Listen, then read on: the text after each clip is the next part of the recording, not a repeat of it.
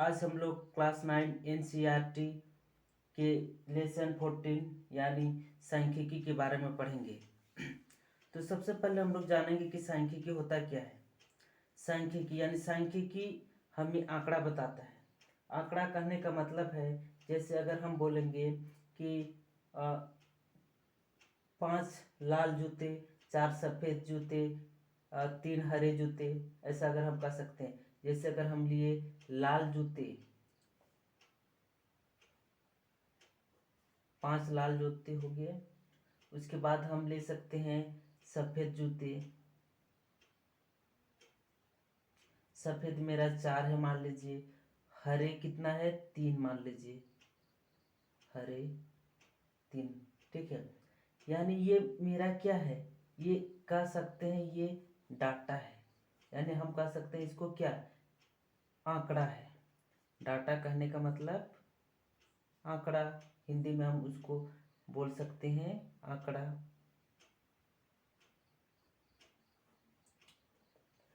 अब इसमें ये जो डाटा है पूरी तरह हम कह सकते हैं परफेक्ट नहीं है। अगर हम इसको परफेक्ट रूप में लिखें तो हम लिख सकते हैं इसे जूतों का रंग, जूतों का रंग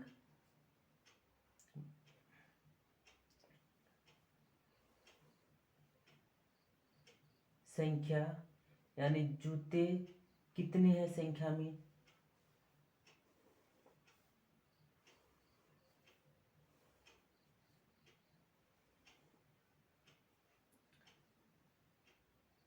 हम लिख सकते हैं लाल, संख्या में कितने हैं? 5। सफ़ेद, सफ़ेद की बात की जाए तो कितने हैं? 4। उसके बाद हरे हैं, हरे कितने हैं? 3। ये जो मेरा डाटा है, ठीक है, ये कह सकते हैं ये क्या है? एक सही आंकड़ा है। ये जो आंकड़ा हमें मिला है ये पूरी तरह परफेक्ट है। हम कह सकते हैं ये जो मेरा आंकड़ा है ये पूरी तरह परफेक्ट है, यानी सही आंकड़ा। इसको हम कह सकते हैं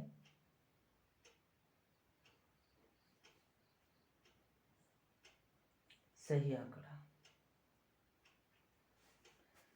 बस इसमें ज़्यादा कुछ जानना नहीं था। अब सीधे ले चलते हैं प्रश्नवाली 14.1 में।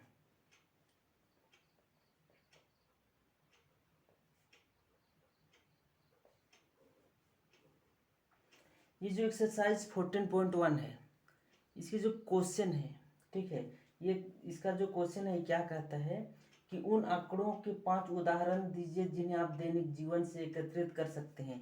यानी हमें ऐसे 5 उदाहरण देना है उन आंकड़ों का जिसका हम दैनिक जीवन में एकत्रित कर सकते हैं। जैसे हम बोल सकते हैं मेरे घर में पंखों की संख्या, इसे हम आसानी से एकत्रित किया जा सकता है। मान लीजिए हम बोल सकते हैं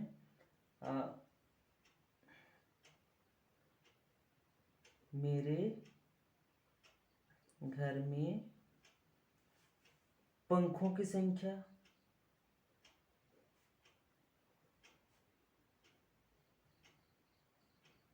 एकत्रित किया जा सकता है। और हम बोल सकते हैं अपनी कक्षा में छात्रों की संख्या,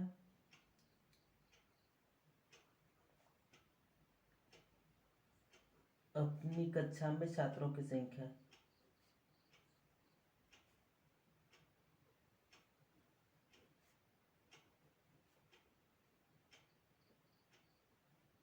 इसे भी हम एकत्रित आसानी से कर सकते हैं। और ऐसे बहुत सारे हम उदाहरण ले सकते हैं। अब बोल सकते हैं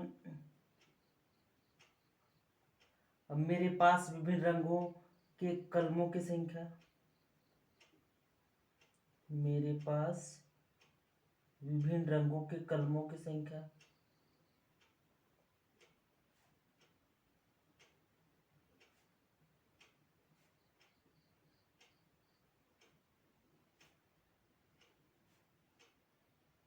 इसको भी हम गिन सकते हैं।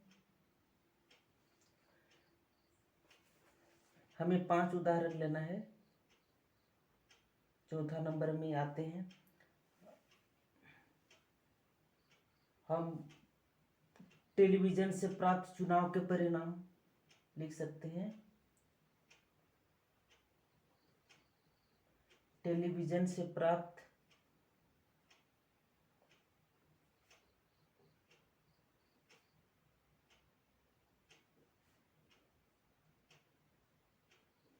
चुनाव के परिणाम।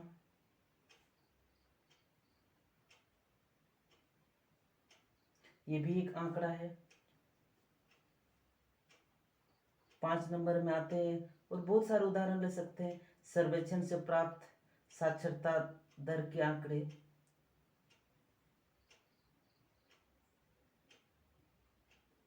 सर्वेक्षण से प्राप्त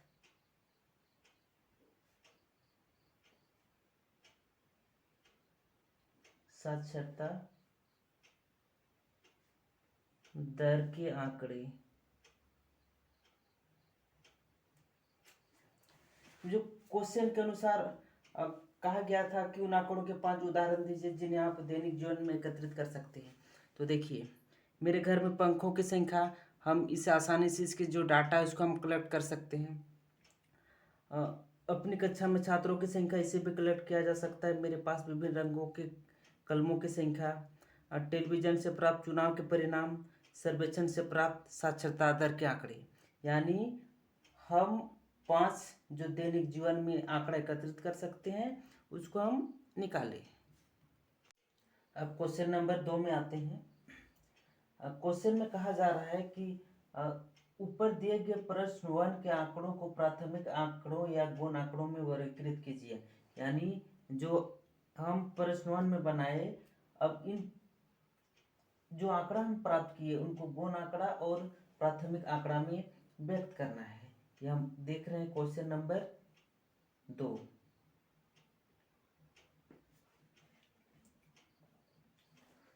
अब हम पहले जानेंगे जो प्राथमिक आंकड़ा और गौण आंकड़ा क्या होता है। प्राथमिक आंकड़ा कहने का मतलब है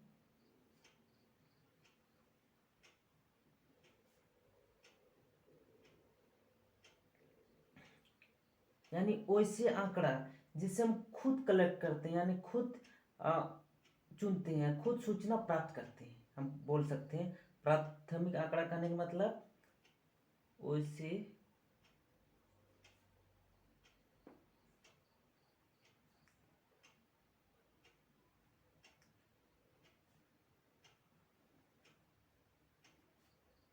जिसे हम स्वयं प्राप्त करते हैं।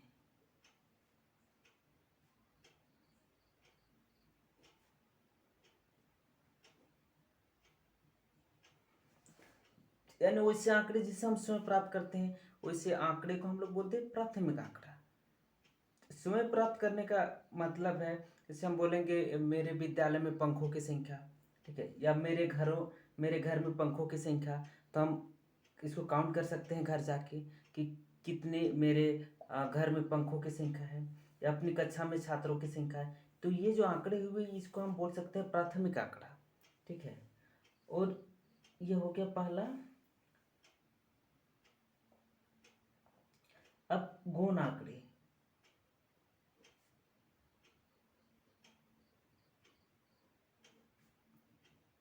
गौण आंकड़े क्या होता है? जिससे हम किसी की मदद से प्राप्त करते हैं, यानी वैसे आंकड़े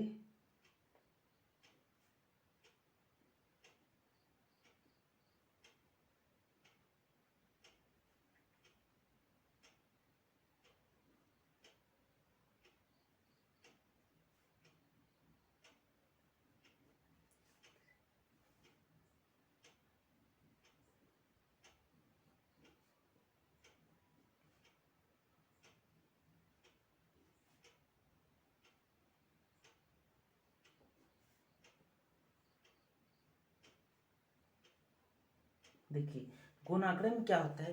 वैसे आंकड़े जिसमें हम किसी की मदद से प्राप्त करते हैं। अगर हम बोलेंगे जैसे टेलीविजन से प्राप्त चुनाव के परिणाम, यानी ये जो सूचना है हम खुद प्राप्त नहीं किए, बल्कि टेलीविजन के माध्यम से जो चुनाव का परिणाम था उसको जाने, तो ये कहलाएगा गौण आंकड़े। मेरे पास एनसीईआरटी का बुक है। अब इसमें भी क्लियर दिया हुआ है। देखिए यहाँ लिखा हुआ है, स्वयं अन्वेषक ने अपने दिमाग से एक निश्चित उद्देश्य रखकर सूचनाओं को एकत्रित किया है। इस प्रकार एकत्रित किए गए आंकड़े को प्राथमिक आंकड़े कहा जाता है। यानी स्वयं अन्वेषक यानी खुद आंकड़ों को प्राप्त किया है अपने दिमाग से एक कुछ निश्चित उद्देश्य रखकर। अब नीचे दिया है गौण आंकड़े में, देखिए दूसरी स्थिति में जहाँ किसी स्रोत से जिसमें सूचनाएं पहले से एकत्रित है आंकड़े प्राप्त किए गए हों, उन आंकड़ों को गौण आंकड़े कहा जाता है। ठीक है, ये पहले से एकत्रित है और किसी के माध्यम से हम सूचना प्राप्त करते हैं। तो जो क्वेश्चन था दूसरा नंबर में, ऊपर दिए गए प्रश्न 1 के आंकड़ों को प्राथमिक आंकड़ों या गौण आंकड़ों में वर्गीकृत कीजिए। तो यहाँ जो प्राथमिक आंकड़ा कौन होगा और गौण आंकड़ा कौन होगा, अभी दूसरा का ये समझाने के लिए बताया गया, प्राथमिक आंकड़ा गौण आंकड़ा, इसका आंसर नहीं है, समझाने के लिए बताया गया है। अब यहाँ पर हम देखते हैं, मेरे घर में पंखों की संख्या, अब फिर अपनी कक्षा में छात्रों की संख्या, फिर मेरे पास विभिन्न रंगों के कलमों की संख्या। तो यहाँ जो प्राथमिक आंकड़ा कौन कौन सा होगा देखते हैं।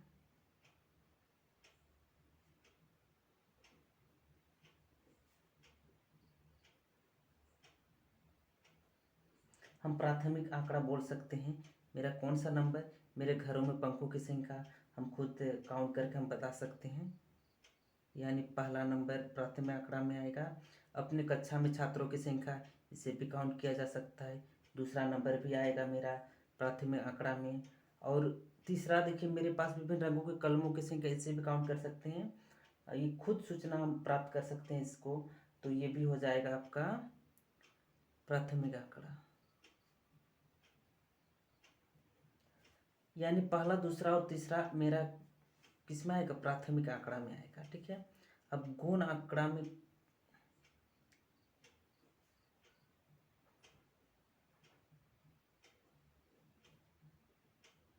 देखिए, गौण आंकड़ा में टेलीविजन से प्राप्त चुनाव के परिणाम, ठीक है, ये जो चुनाव के परिणाम है टेलीविजन से प्राप्त किए हैं, ये स्वयं प्राप्त नहीं किए हैं, तो ये हो जाएगा मेरा गौण आंकड़ा।